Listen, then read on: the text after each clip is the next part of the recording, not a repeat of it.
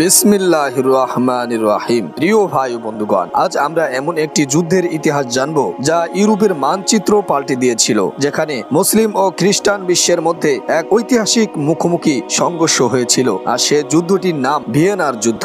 ইতিহাসবিদরা বলেন, এই যুদ্ধ না হলে আজ পুরো ইউরোপে মুসলিম শাসন থাকতো। ভিয়েনার দুর্গ একবার ভেঙে গেলে আর কোনো বাধা বিপত্তি থাকতো না। চলুন জেনে নেই কিভাবে উসমানী সালতানাত এবং ইউরোপের যৌথ বাহিনীর মাঝে এই বিরাট যুদ্ধ সংগঠিত হয়েছিল। ১৬৮৩ সাল। উসমানী সাম্রাজ্যের সুলতান ছিলেন সুলতান মুহাম্মদ চতুর্থ। তার সেনাপতি ছিলেন কারা মুস্তাফা পাশা। উসমানী সাম্রাজ্য তখন ইউরোপের সবচেয়ে বড় শক্তি। পূর্ব ইউরোপের বিশাল অঞ্চল তখন উসমানী শাসনের মধ্যে ছিল।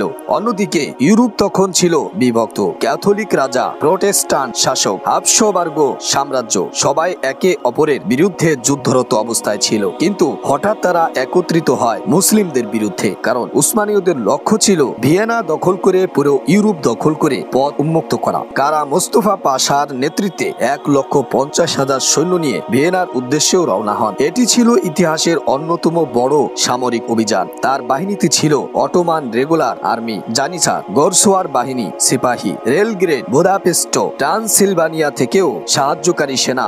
১৬৮৩ সালে জুলাই মাসে তারা ভিয়েনা অবরোধে বসেন। ভিয়েনা শহর তখন হাবসবার্গ সাম্রাজ্যের অন্তর্ভুক্ত।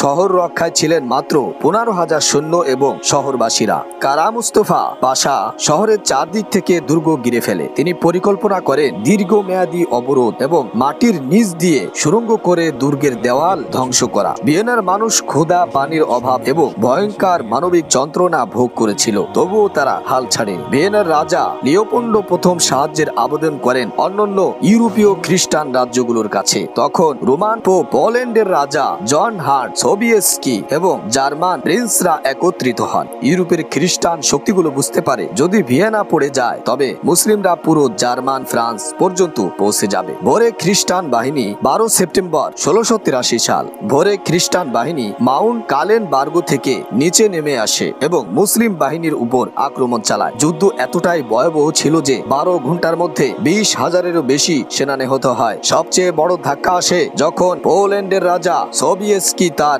১৮,০০০ গোরসোয়ার বাহিনী নিয়ে সবচেয়ে বড় ক্যাভালরি চার্জ চালান। কারা মুস্তাফা পাশা সেনারা চমকে যায়, দিক বিদিক হারিয়ে ফেলে। অবশেষে মুসলিম বাহিনী পিছু হটে এবং ভিয়েনা অবরোধ শেষ হয়। ভিয়েনার যুদ্ধ ছিল উসমানী সাম্রাজ্যের পতনের সূচনা। এই যুদ্ধে পরাজয়ের পর ইউরোপ উসমানী আধিপত্য কমে যায়। উসমানীয়দের একের পর এক অঞ্চল হাতছাড়া হতে থাকে। মুসলিম বিশ্বে হতাশা ও বিভক্তি তৈরি হয়। অন্যদিকে ইউরোপীয় খ্রিস্টানরা এই যুদ্ধকে তাদের আধ্যাত্মিক বিজয় মনে করেন। ভিয়েনার যুদ্ধ ইতিহাসে এক মোড় ঘোরানো যুদ্ধ। এটি প্রমাণ করে অভ্যন্তরীণ বিভক্তি ও প্রস্তুতির ঘাটতি হলে শক্তিশালী সাম্রাজ্য ধ্বংস হতে পারে। এই যুদ্ধ থেকে আমরা শিখি ঐক্য কত বড় শক্তি। আল্লাহর উপর নির্ভরতা এবং সঠিক প্রস্তুতি ছাড়া বিজয় অসম্ভব। আসুন আমরা ইতিহাস থেকে শিক্ষা নিয়ে আমাদের উম্মাহের ঐক্য রক্ষা করি, দিনকে মজবুত করি। আল্লাহ রাব্বুল আলামিন আমাদের সকলকে সেই তৌফিক দান করুন। আমিন।